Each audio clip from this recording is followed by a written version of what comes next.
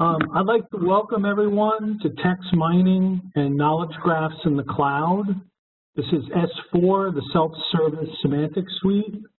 My name is Tony Agresta and I'm from Ontotext USA. Today we're fortunate enough to have Marin Dimitrov, the Chief Technology for Ontotext, with us. Marin has been with Ontotext since the very beginning of the company in 2000 and is regarded as an expert in text mining, linked open data, and the application of semantic technology in business and government.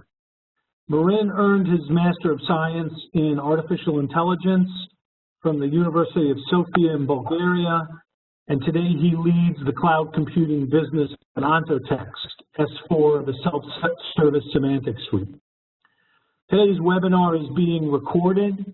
It will be emailed to everyone who registered, and also will be available under the resources section of ontotext.com after the session is completed.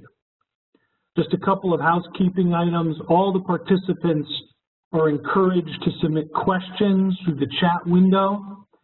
We will be taking questions after the slide presentation has been completed at the end of the event. If for some reason we can't get to all the questions today, we'll certainly contact you with a response via email, and we'll also post a blog to the S4 website. Also, as an added benefit, we're going to take a very short intermission about halfway through, so you can grab some coffee or take a quick bio break. Marin, the webinar is all yours. Thank you, Tony. Good afternoon, everyone, and welcome to this webinar about the self-service semantic suite. What are the topics that we will briefly discuss today? First, I will provide a short summary about the value that semantic technologies provide for better and smarter data management in the enterprise. Then I will provide key features and key benefits of using S4, the self-service semantic suite. There will be a more technical session in the middle of the webinar, focusing on three key aspects of S4, in particular text analytics, RDF, data management in the cloud, and knowledge graphs. I will provide details of particular interest to S4 developers, and we will conclude the webinar with the roadmap, basically what is on our working agenda and what new interesting features will be available soon on the S4 platform. Quick note about the company, about Ontotext. We provide products and solutions for content enrichment and metadata management. Ontotext has about around 70 employees. The headquarters are in Sofia in Bulgaria, but we have sales present in various locations in the UK and the USA. The major clients and industries, lots of industry sectors we are active in particular media and publishing, life sciences and healthcare, digital libraries and cultural heritage, education and government, and a selected list of some of our clients, some of our customers, as you can see, companies, organizations from different geographical regions, different kind of different industry sectors, different sizes, different types of organizations as well. We have been provided successful semantic-based solutions for more than a decade now. Moving on, the value of semantic technologies for smart data management.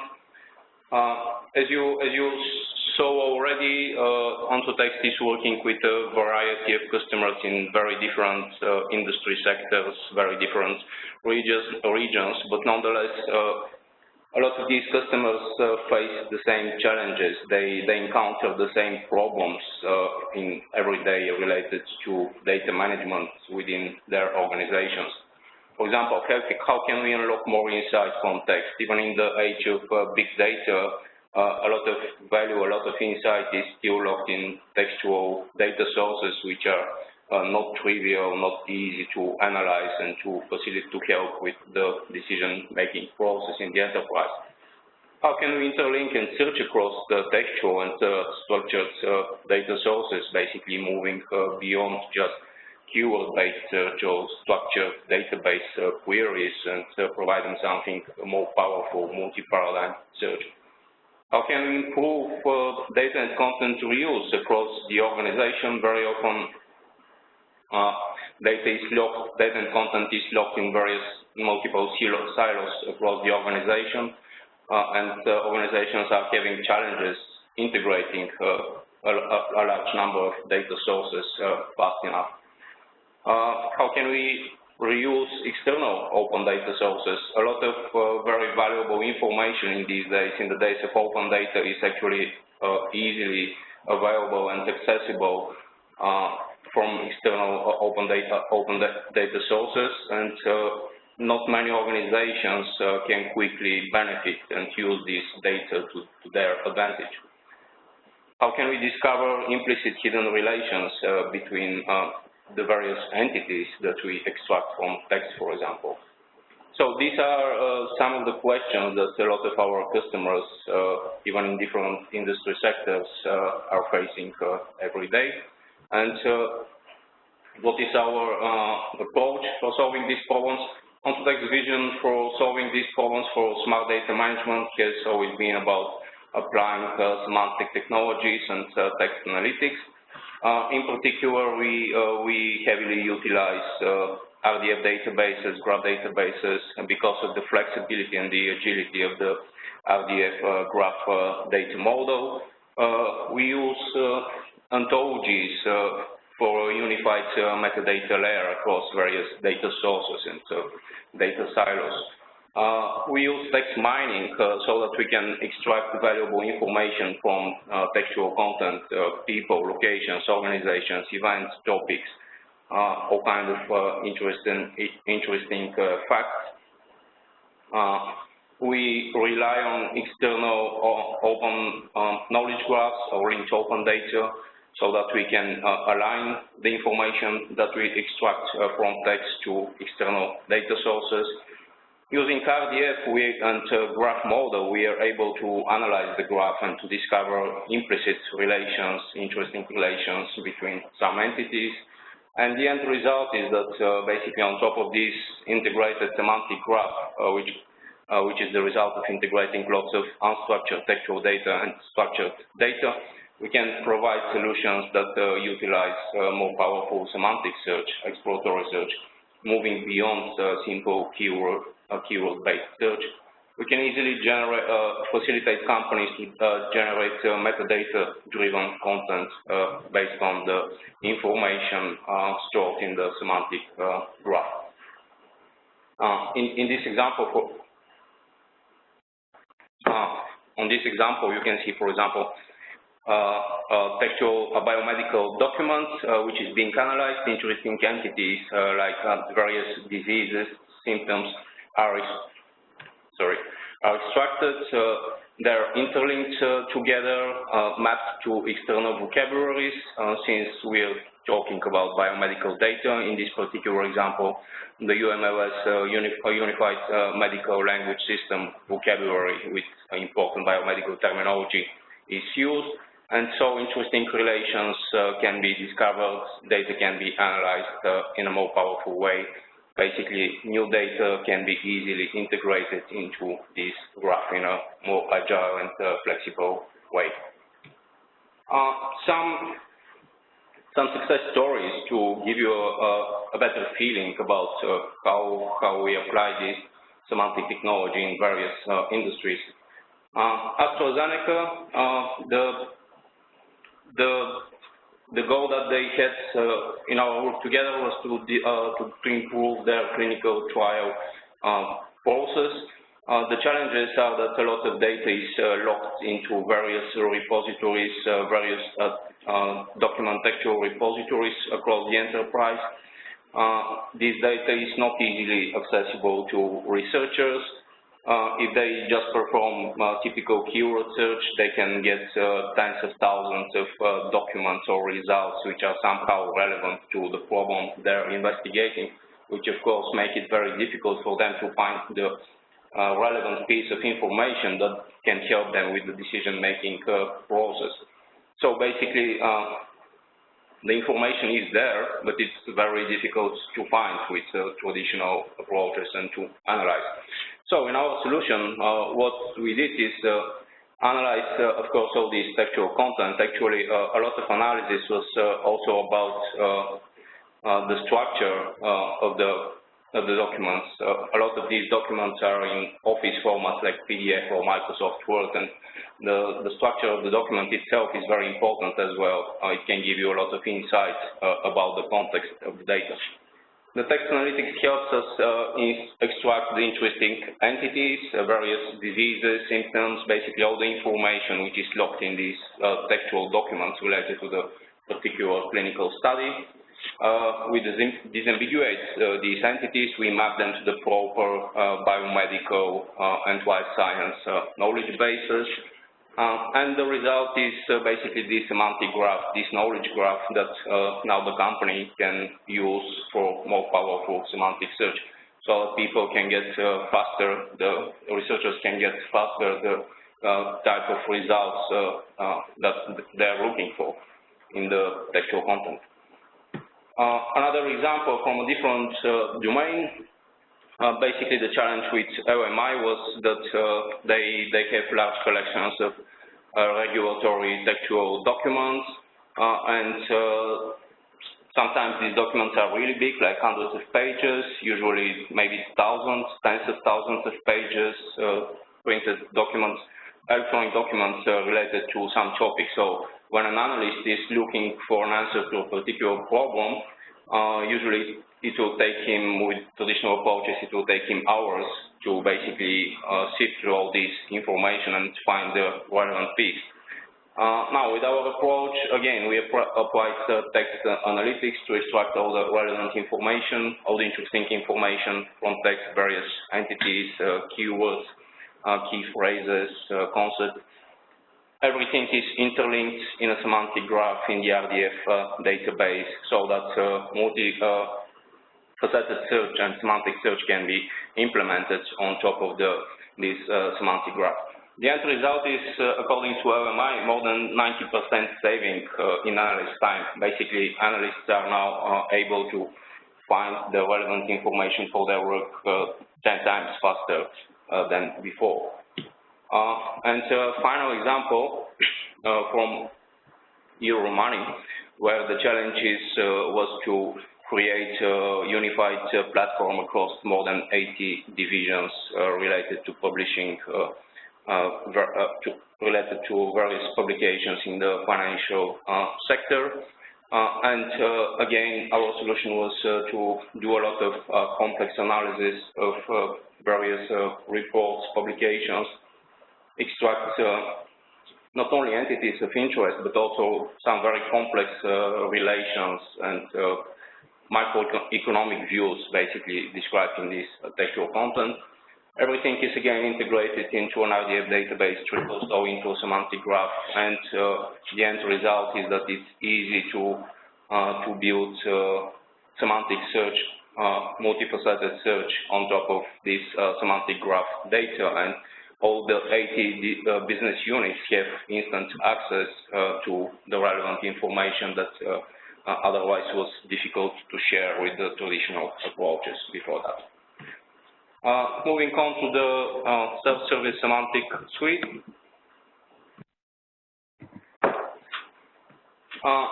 Why did we create S4? Let's start with the reasons. You saw already various examples from the history of Ontotext of successfully applying semantic solutions for solving the problems of big organizations. Unfortunately, this is usually the case. Usually, bigger organizations, most of the success stories related to semantic technologies for smart data management come from bigger organizations. Usually, bigger organizations have the resources and the expertise to successfully manage emerging new technologies and to use these new technologies to their own competitive advantage. The reason we created S4 was that we wanted to basically unlock the value of these semantic technologies also to smaller players, smaller companies, startups, who usually don't have that expertise and resources. And we want to lower the adoption barriers and risks associated with experimenting with semantic technologies, building prototypes with it, and proving that it can provide better, smarter solutions for data management and to face the various challenges associated with adopting new emerging technology.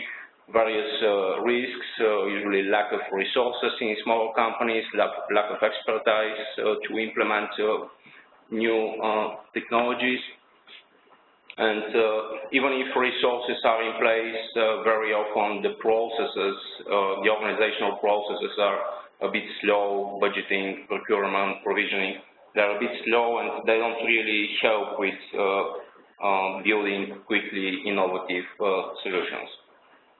What is S4? S4 is a set of capabilities for text analytics, content enrichment, and metadata management. In particular, the three key pillars of S4 are text analytics, graph databases as a service, and access to large open linked data knowledge graphs. How do these three pillars interplay together? Well, the text analytics process actually can benefit from the knowledge graphs. Knowledge graphs provide lots of important, valuable information in some domain. It may be a set of geographical location or information about companies, businesses, or it may be information about, in the biomedical domain, about drugs, diseases, so on. The text analytics components on S4 actually heavily utilize background information from such knowledge graphs. As I said, they produce structured data, which is basically links, entities extracted in text, and the concrete links from these entities to the proper entities in the knowledge graph. This data is easily stored as an RDF graph. The RDF data model is really flexible, really good for this kind of data integration between structured and unstructured data. So basically, the results of the text analytics process are best stored in and represented as a semantic graph in a RDF database.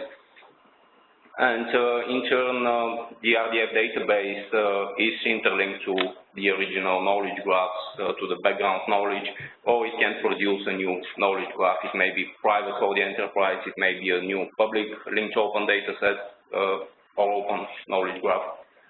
Everything is running in the cloud, so available anytime, anywhere. Basically, developers access simple RESTful services. And S4 is available via a very simple pay-per-use pricing. Simple pay-per-use pricing without the need for any upfront commitment and investment. What are the benefits of using S4? Basically, we make it easier for organizations of all sizes to utilize, to employ semantic technology for building smart data solutions and applications. They can extract more value, which is currently hidden in text. A lot of value, even in the big data age, is still hidden in text. They can easily interlink structured and unstructured data sources. They can build solutions for more powerful semantic search, move beyond keyword-based search. They can reuse easily accessible knowledge graphs, providing valuable information particular to some domain or industry segment.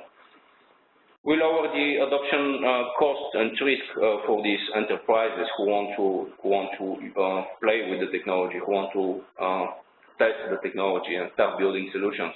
Basically, as I mentioned, everything is easily, readily accessible. There is no need for complex planning, budgeting, procurement, and the customers can reduce the total cost of ownership basically by paying only for what they use, what they need, whenever they need it, without any complex investments and planning. Additional benefits, the result is basically that with S4 it's much easier to quickly build prototypes, to shorten the time to market of new applications, new semantic solutions, and to increase the innovation speed, which a lot of companies are struggling with at present. It's available on demand in the cloud, so basically no need to worry about provisioning and operations from the customers. And very important, it's based on the same enterprise-grade technology from Ontotext, which has been successfully applied with big organizations in the last decade. I already quickly described some success stories from different verticals. Added benefit is that there is a migration path from S4-based solutions and prototypes which are more generic, more out of the box, into more customized enterprise solutions based on Ontotext technology, since basically behind the scenes, S4 shares a lot of the enterprise Ontotext technology and the technology portfolio of Ontotext. In particular for developers, if you are a developer, the benefit of using S4 is it's instantly available. You can start using it within minutes. We provide a large free tier for all the services, and we'll continue to do so. We want to encourage developers to experiment without worrying about payment. It's easy to start using the platform and the various services. We try to shorten the learning curve, providing various add-ons, targeting developers, various SDKs, lots of demo code. And everything is running as a service, so we simplify a bit the technology stack for building some solution. And basically developers have to only focus on what they do best, building the applications for their own customers instead of worrying for infrastructure and operations related to text mining, RDS databases, accessing knowledge graphs, and linked data. Basically, S4 takes care of these on behalf of developers. The end result for developers is S4 helps with quicker prototyping and shorter development cycles. Okay, text analytics. We're starting the technical session. We will provide a bit more technical details about the key technologies behind S4, text analytics, RDF data management, and knowledge graphs.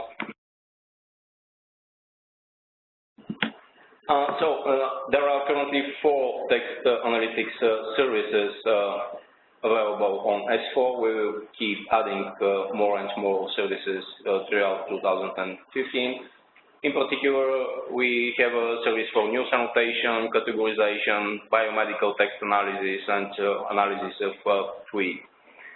As I briefly mentioned already, the text analytics technology of Ontotext also performs the proper disambiguation and entity linking. So basically, when we find some entity in the text, we map it to the proper instance from an external knowledge graph or linked open data set.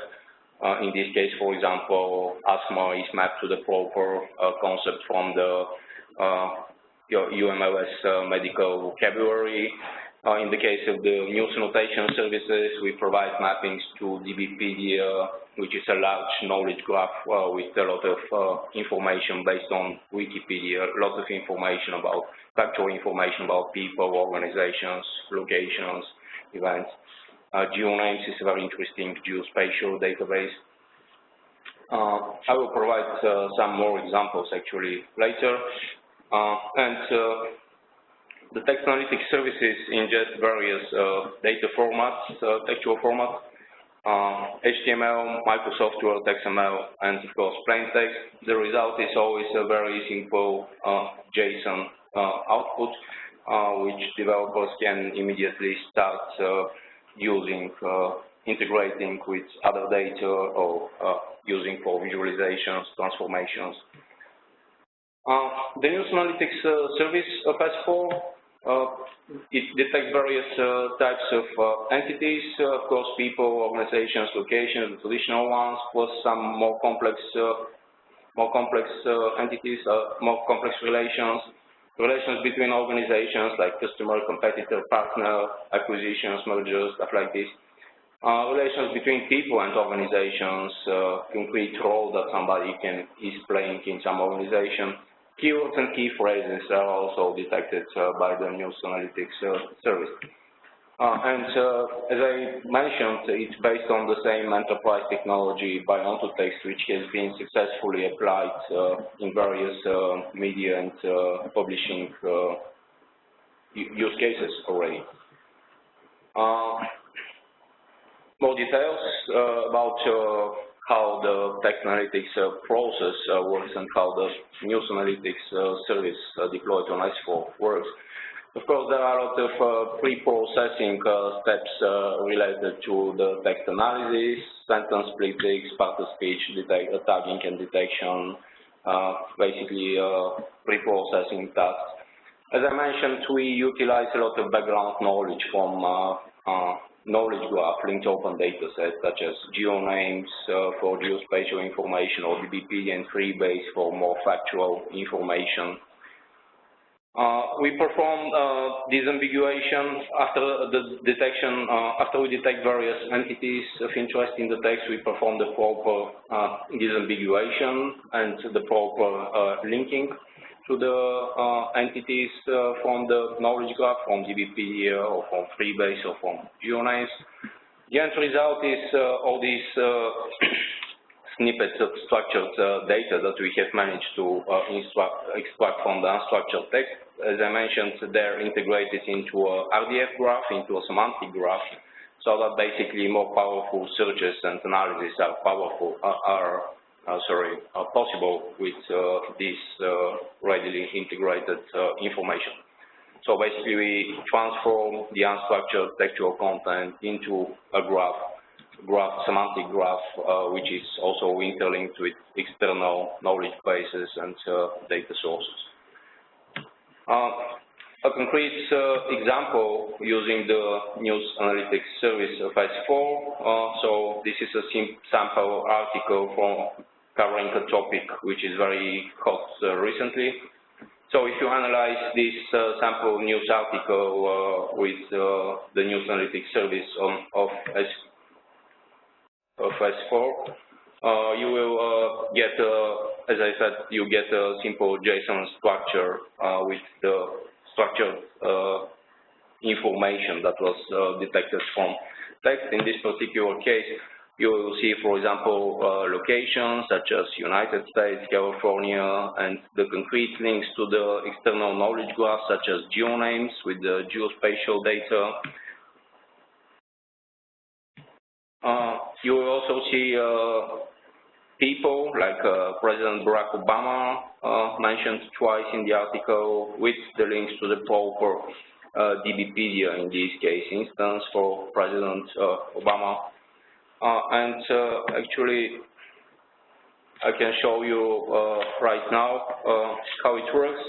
Using we have a simple plugin for Firefox that makes it possible for you to just select a snippet of some web page and annotate it with an S4 service. So we select this stuff, this paragraph, and get for service detected various entities of interest. Let's filter the results a little bit. So locations like the United States, I thought, yeah, California, Mexico, organizations like NBC News, people like President Barack Obama, and careers. As I said, we also extract relations between people and organizations, or in between organizations. So President Barack Obama is a specific type of relation.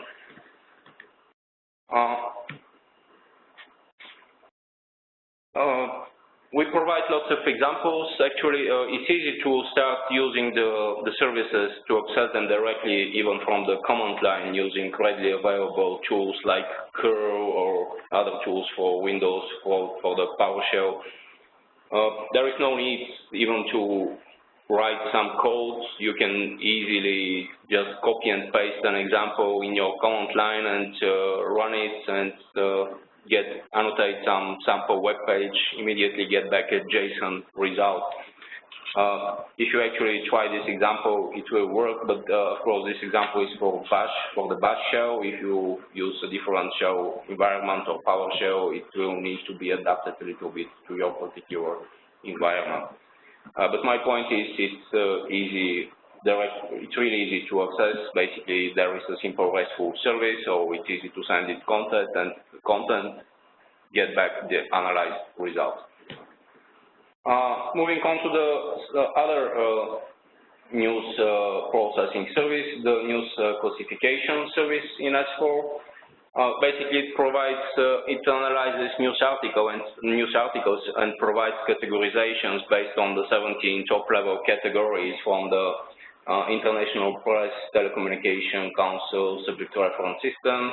So, for example, categories like art, culture, entertainment, crime, justice, disaster and accident, economy, finance, health, so on. And again, it is based on the same enterprise-grade technology that we have been applying in various cases with big media and publishing companies. And a concrete example we can test the service on a news article about a recent unfortunate accident. If you send this content, this article, actually this page to the S4 classification service, you get a simple JSON result like this, basically outlining the category that the service selected for this content, which is, of course, disaster and accident. And we can again, you can run it directly from the command line again in case you're using the Bash shell environment. Otherwise, you can just easily modify this command line script. Moving on to the biomedical analytics service. It detects more than 130 biomedical entities of interest in text, such as organisms, viruses, animals, organs, tissues, chemicals, diseases, symptoms, lots of interesting information that can be found usually in a biomedical document. And of course, it's based on the enterprise technology by Ontotext that we have applied in use cases with big pharmaceuticals and healthcare companies in Europe and in the United States. Simple, more visual example. So if we analyze the simple sentence, sublingual nitroglycerin 0.3 milligram tablet for chest pain, basically the service will detect the drug, the concrete measurement related to applying the drug, the disease that this drug is supposed to alleviate, the concrete administration route. It will interlink this in the relation. And as I said, we perform also the mappings to the proper knowledge graphs, in this case UMLS, the Unified Medical Language System. So these are all concepts from the UMLS vocabulary. Concrete example with using the biomedical analytics service on S4. If we analyze a simple page about some experimental research related to type 1 diabetes, the service will, S4 service will return results like this. Again, a simple JSON structure with various entities of interest, such as the disease, type 1 diabetes, cells, various research activities, everything linked to the proper instances from the UMLS database in this case. I can also show you a simple demo again with the S4 with the Firefox plugin for S4. I just need to change the type of service that we're going to use. Okay, so if we just select the paragraph, some snippet of text from the page, and send it to S4 for processing. As I said, the service detects more than 130 biomedical entities of interest, so cells, diseases, various activities, symptoms, and yeah, basically lots of interesting information is extracted from this web page and available in a structured format as JSON that the developer can easily start processing, transforming, integrating, and visualizing. Okay, moving on. Twitter, the final text analytics service currently available on S4. It detects various types of entities, of course, people, locations, organizations, addresses, stuff like this, and some more specific for Twitter information like hashtags, URLs, user IDs, emoticons. It's actually based on a very popular open source pipeline, Tweety, the Tweety microblog pipeline developed by the GATE team of the University of Sheffield. And if we analyze these sample tweets from the President Obama again, the result will be a simple JSON structure, which if you actually skim through the tweet, you will see that there is a hashtag and two mentions of organizations of interest, one hashtag, two organizations. And we can again demonstrate this with the Firefox plugin. I just need to switch to the Twitter analytics service. And this Firefox plugin is open source. You can install it, by the way, and easily play with S4 services at any time. So if we annotate this with the Twitter analytics service, of course, the hashtag is detected, two organizations, the Congress and the Department of Homeland Security. So we will make a short break here. Okay, Maren, thank you. Let's take a quick break. When we come back, Maren is going to cover a number of topics. One is RDF data management, but some people may have seen a recent press release that we sent out on GraphDB Standard Edition that is running in the cloud as well.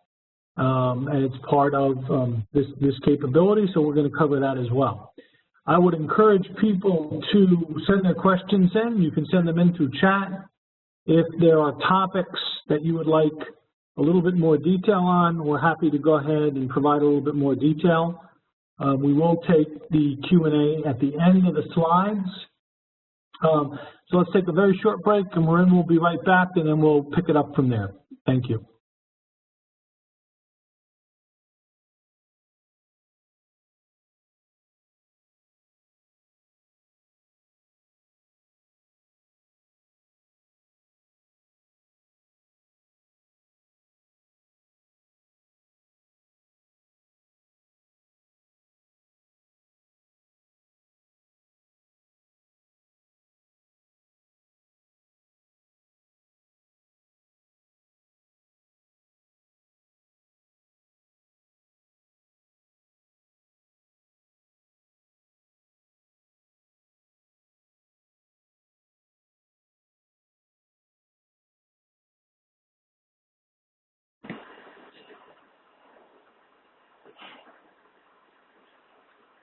Okay, welcome back, and let's resume our S4 discussion.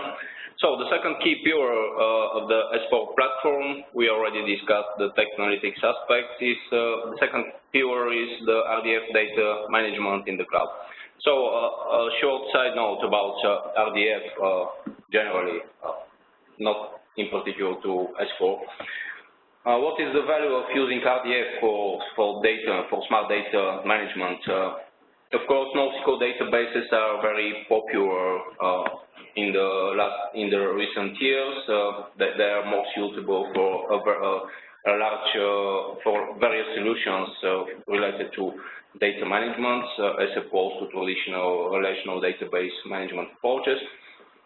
So RDF databases are graph databases or NoSQL databases, of course, but a key differentiation of RDF databases and the other databases in the NoSQL family is that they're heavily based on standards, basically everything related to RDF data management, the data modeling, the data querying, everything has been standardized in the last decade or so. So there is a lot of portability between the various databases. There is a lot of interoperability between various tools related to semantic and RDF data management. There is no vendor lock-in, which is usually not the case with a large number of alternative NoSQL solutions. So since it's, of course, it's a NoSQL database, so schema-less or schema-late or schema-on-demand data integration is very easy, it's possible. Something specific for RDF databases is that it's also easy to query diverse data sources. Basically, the query vocabulary and the data vocabulary can differ because RDF makes it very easy to quickly map between various concepts and instances from different data sources. Very complex and exploratory queries are possible with Sparkle. Actually, the power of Sparkle queries is Sparkle queries are much more powerful than traditional NoSQL query languages. Actually, Sparkle is similar to SQL in terms of complexity and expressivity of queries. Something specific to RDF databases is that basically new information, new implicit relations, and new facts can be inferred at runtime or at query time by the database because it's governed by strict, well-defined logical models and rules. And a lot of open data, all these knowledge graphs that I mentioned several times during the webinar, DBpedia, Freebase, GeoNames, UMLS, a lot of them are readily available in RDF already, so it's really easy if you use RDF databases. It's really easy to start reusing this open data and to start benefiting from it. A bit of a more visual example for RDF data. So if we have a company, say Big Bucks Cafe, for which we know that it's located in Seattle, then maybe for Seattle we know that it's in Washington, which in terms in USA, maybe this information is coming from an external database like GeoNames. The beauty of an RDF database and its inference way of operating is that a lot of implicit facts, basically also, since these are transitive relations, a lot of implicit facts will be automatically derived by the database. For example, that the Big Bucks Cafe is also located in Washington, and in turn it is also located in USA.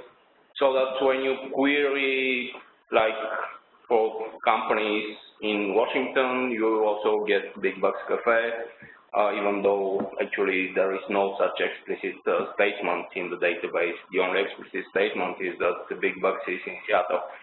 This is probably a bit of oversimplistic example, but if you imagine more complex hierarchies, really complex transitive hierarchies, which is the usual case with biomedical databases, you actually see that this is something very valuable, being able to easily integrate such data and to easily derive new implicit relations. Moving on, GraphDB is the RDF database provided by Ontotext. It's a very high performance RDF database, and the database supports the latest standards for querying, working with RDF data. I briefly mentioned how the RDF databases can derive new implicit facts based on the explicit information available in the database. So we support various reasoning profiles, including custom rules, which are very useful in some cases. It's a NoSQL database, of course. It facilitates easier, faster data integration and additional optimizations specific for the RDF database, basically optimize the data size when you integrate a lot of different data sets. Inference, the problem with when you're inferring a lot of implicit facts based on the explicit information that you have in the database, the problem is when you try to delete some statements that you also have to quickly decide what kind of inferences were made possible by this particular statement so that they should be deleted or invalidated. This is actually not a trivial process, but we have a very efficient algorithm and strategy for dealing with this. So at one time, if you add or delete a lot of statements, the database performance will not be affected at all. And we have extensions for geospatial indexing and querying, RDF run full text search, a third-party plugin framework that makes it easy for developers to build their own database plugins and to integrate them with the database.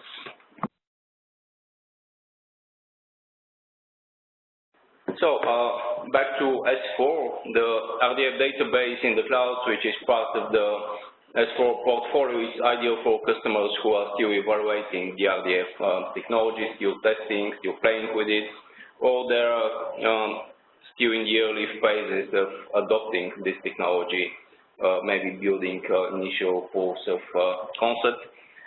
Basically, you get an enterprise-grade RDF database running in the cloud without any need for upfront payments for licenses, hardware. As I said, with S4, you pay only for what you use when you use it. The database can be instantly operational within minutes. You don't need to deal with slow planning processes and budgeting processes. And of course, you can start and use as many database instances in the cloud as you need and for as long as you need it. And you get timely updates to the latest version of the database with the latest improvements and bug fixes. The RDF database in S4 is available in two flavors, a self-managed flavor and a fully managed flavor, fully managed option. So about the self-managed database, it's available from the Amazon Marketplace, and customers can instantly deploy it on a variety of hardware configurations from 2 to 8 CPUs, from 8 to 61 gigabytes of RAM, and of course, just like with any other Amazon product running on the Amazon Marketplace, the customer is in control of the input-output performance or the encryption for the network-attached storage and various such additional parameters. It's well suited for managing large volumes of RDF data, and the pricing is per hour. The other flavor is the fully managed database, RDF database in the cloud, which will be available in the second quarter of 2015.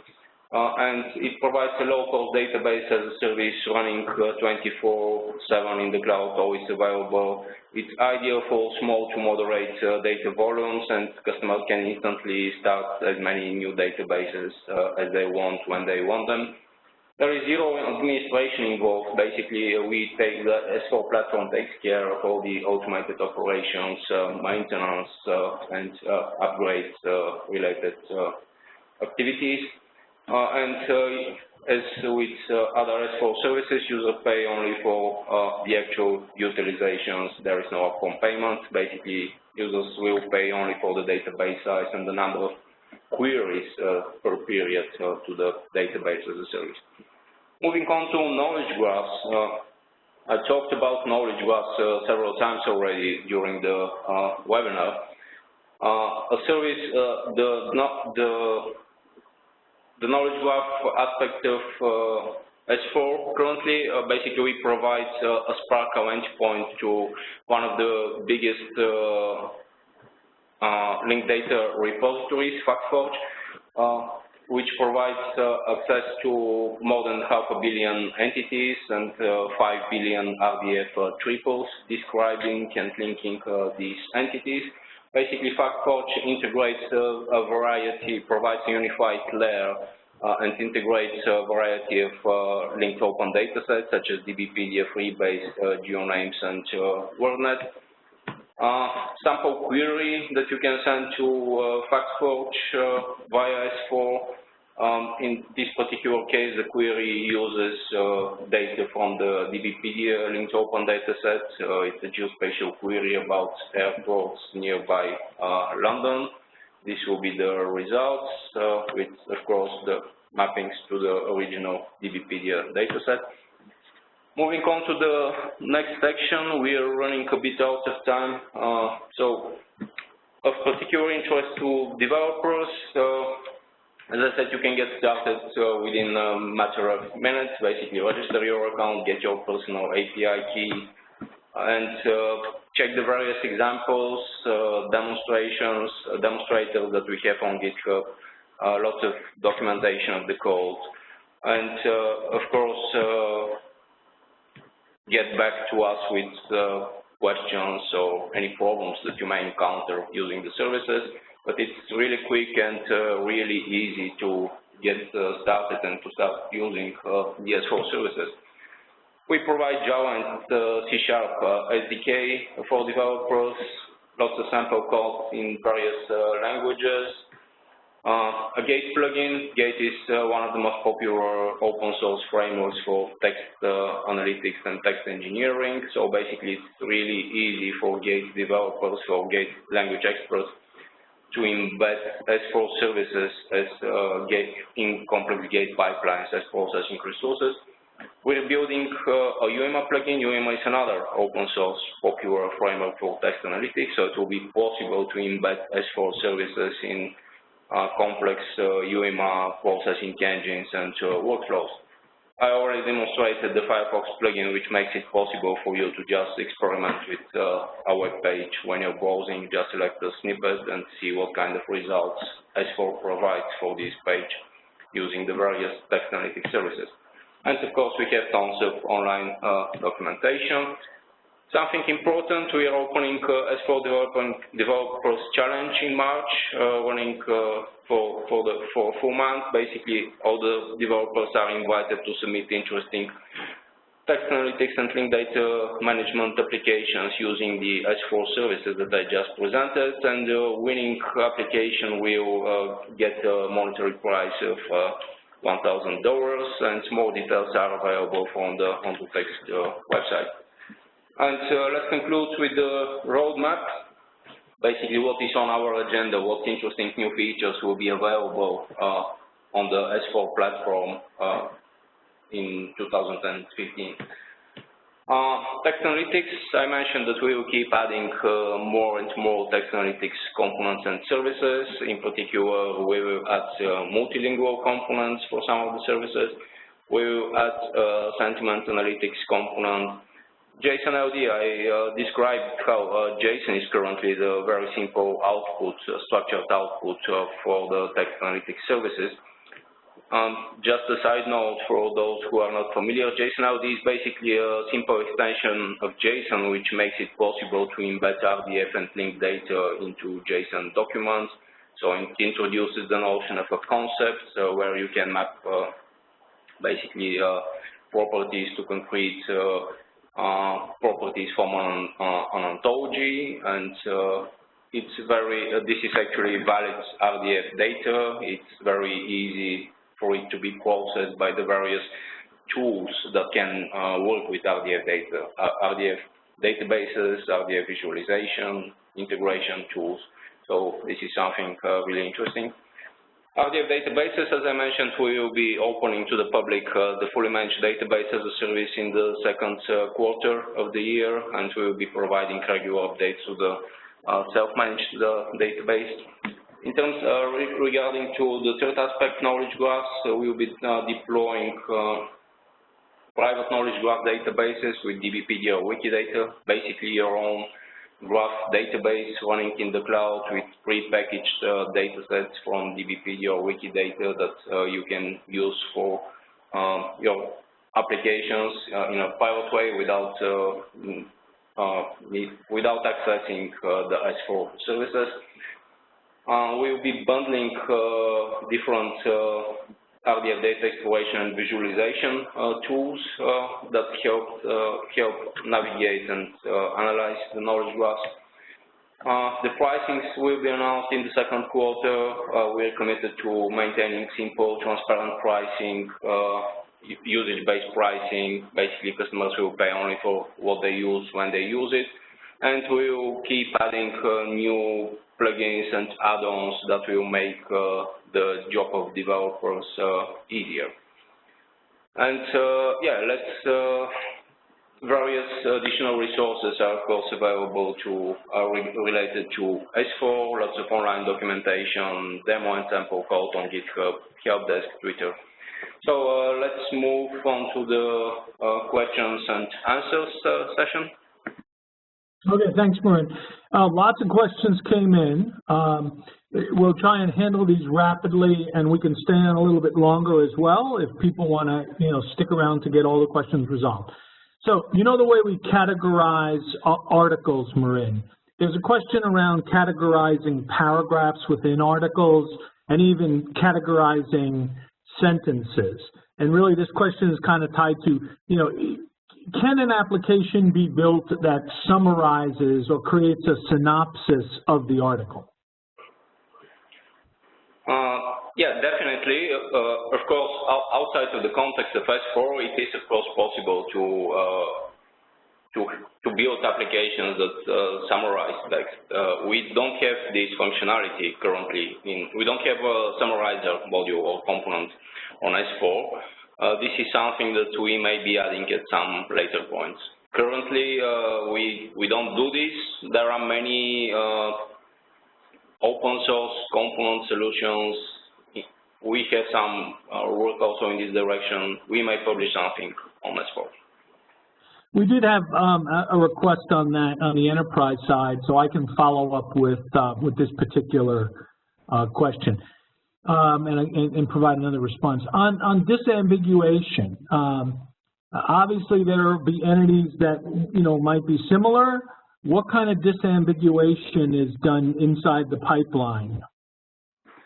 So, interesting question. Basically,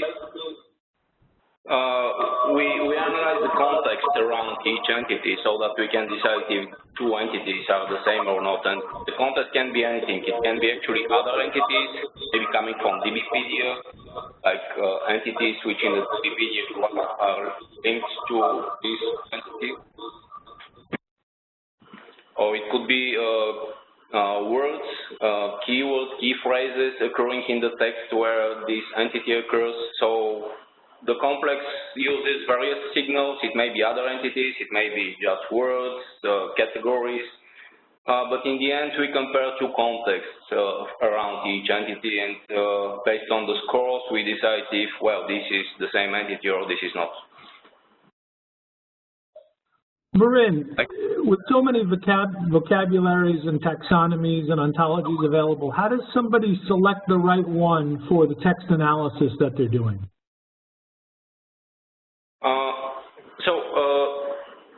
Basically, currently all the news analytics pipeline, for example, or the biomedical pipelines, they're already pre-configured to work with specific vocabularies and with specific knowledge graphs. So in the case of the news analytics pipeline, we work with DBpedia, with geonames, with Freebase. Wikidata is also being partially used. In the case of the biomedical pipeline, a variety of data sources is being used, but these are already implemented. These decisions are already made and implemented on the pipeline level. Basically, the customer doesn't need to worry about the ontologies or the knowledge graphs that the pipeline uses. Does this answer your question, or did I get it completely wrong? Yeah, no, that seems to answer most of it, but we'll follow up. There's a question about the use of JSON LD instead of plain JSON. So why did Ontotext choose JSON LD? I'm not actually sure if I mentioned it, but JSON LD provides various advantages over plain JSON. So basically, you can easily represent RDF data in JSON. You can map it to external ontologies. You can get assign identifiers to concrete objects that you're describing in the JSON output.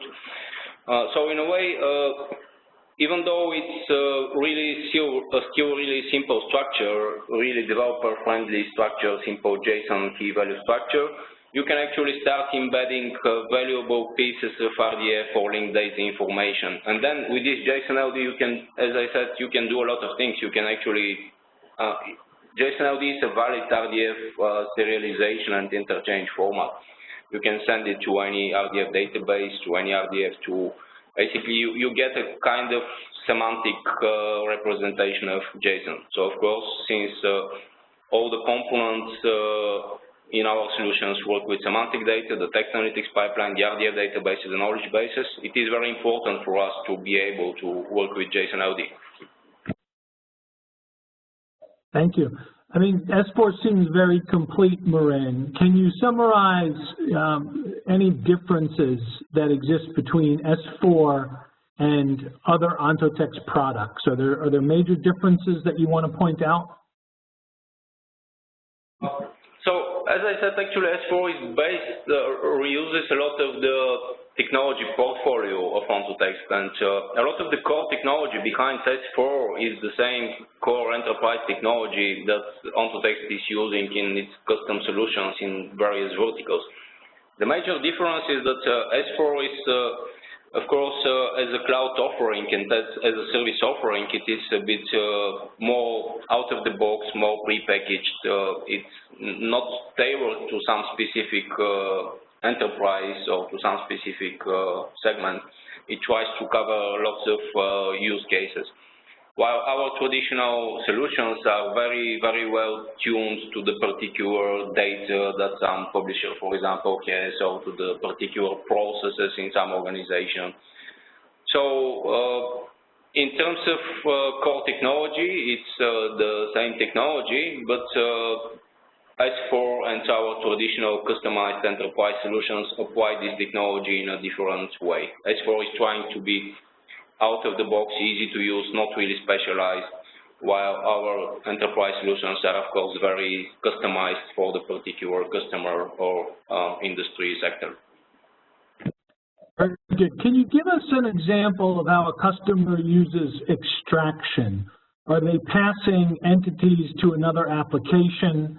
And, does this save money? So this one seems to be around, extracting the entities, potentially storing them inside of GraphDB, and then search. Can you comment on that?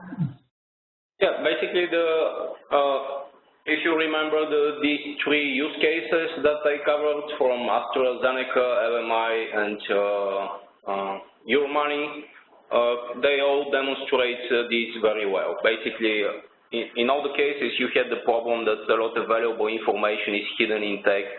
It's not easily accessible. It's impossible to find it with simple keyword searches. You get tens of thousands of documents or pages you have to sift through. With applying semantic technologies, it could be S4 services, or it could be another Ontotext solution. But basically, with this technology, you can transform the unstructured content into structured content. You can move from unstructured textual documents into an integrated semantic graph. And then with this graph, you have a lot of possibilities, a lot of opportunities. You can really do structured searches. You can do multifaceted searches. Basically, you can easily build really complex search beyond traditional keyword search once you have this semantic graph integrated. Okay, very good. When you showed some of the annotation, you showed relationships. So there was a relationship between President Barack Obama and his position as president. Are there ways that users can go in and they can add or train customer relationships, or is this really something that has to be added to the pipeline and then made available through S4? Oh, this is a good question, actually. Currently, as I think I mentioned, S4 provides out-of-the-box pre-packaged solution. We don't allow customers to train their own machine learning models or to customize in some specific way the pipelines. But this is actually on our long-term agenda. We, of course, want to provide at some point means for customers to actually customize a little bit. Of course, the pipelines will still be generic at the core, but maybe customers can provide some training data or some specific customizations. We plan to do this. It is not available currently in S4. Currently, it's out of the box, just works prepackaged. Can you comment on language support, please? Currently, we support only English, and in the case of the news pipelines in particular, basically we will be targeting multiple languages in 2015, so Italian, Dutch, German. With a lot of these languages, actually, we have custom solutions for various companies in Netherlands, in Germany, in Italy. Basically this technology which is already used in the custom enterprise solutions, it will be packaged at some point as S4 services as well. Lots of other questions. I don't know how much longer you'd like to continue to take them, Marin. We can respond to people in email, or we can keep taking questions. What's your call on that? Well, since we're almost 10 minutes late, maybe just take 2 more questions, and for the rest, we answer by email or write a blog post. What do you think? 2 more? Yeah. So okay. So S4 runs in the Amazon cloud. Is there any other cloud environment for S4? So yeah, currently we run on the Amazon cloud, and the point is that users just access our services. Even if their applications are running on the Microsoft cloud or on the Google cloud, they just need to access our services from the Amazon cloud.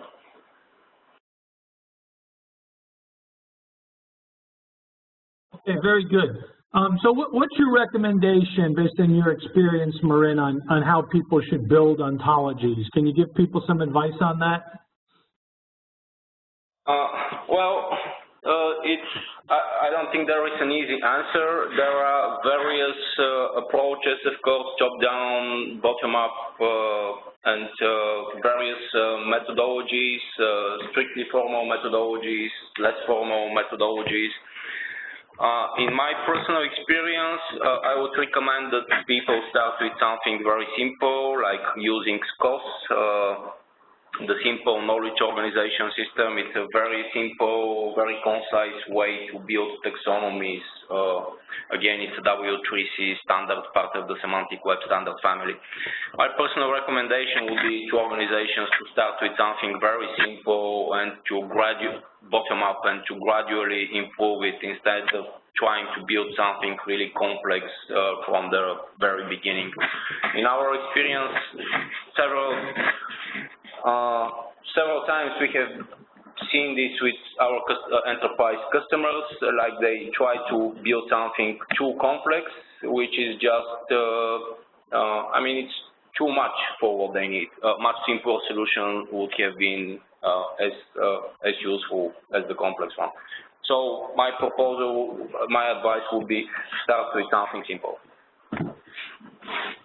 What kinds of data can be added into S4? There was a question around, can people use their own data?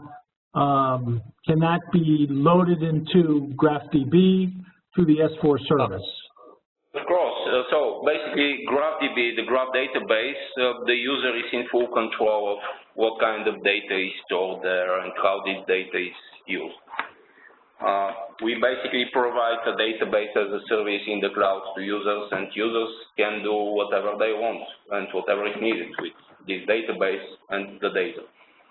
Regarding the other aspects like text analytics and knowledge graphs, as I said, currently they are prepackaged. Basically, we use a selected subset of public open knowledge graphs, and the text analytics pipelines are prepackaged to work with them just out of the box. Currently, it's not really possible to customize it, like to deploy your own knowledge graph and for the text analytics pipelines to start working with it right away. As I said, this is on our agenda to provide some means for customers to customize or tune a little bit, adapt this process to their particular needs. People like your right-click option, your Firefox plugin, I believe, where you can go and annotate the document. Is that available on S4? Yeah, actually it's available from the Firefox, from the Mozilla marketplace. It's a standard Mozilla plugin, standard Firefox plugin. It's available from the Mozilla marketplace. It's available from the S4 website. It's open source. Source code is available on GitHub. Everybody can install it at any time. Marin, thank you so much. Very nice job. We appreciate it. We encourage you to try S4 by going to s4.ontotext.com. There's a free tier there. There's also free pipelines that you can go ahead and either copy in documents or paste URLs. So we encourage the usage of that. Thanks a lot today, folks. Bye now.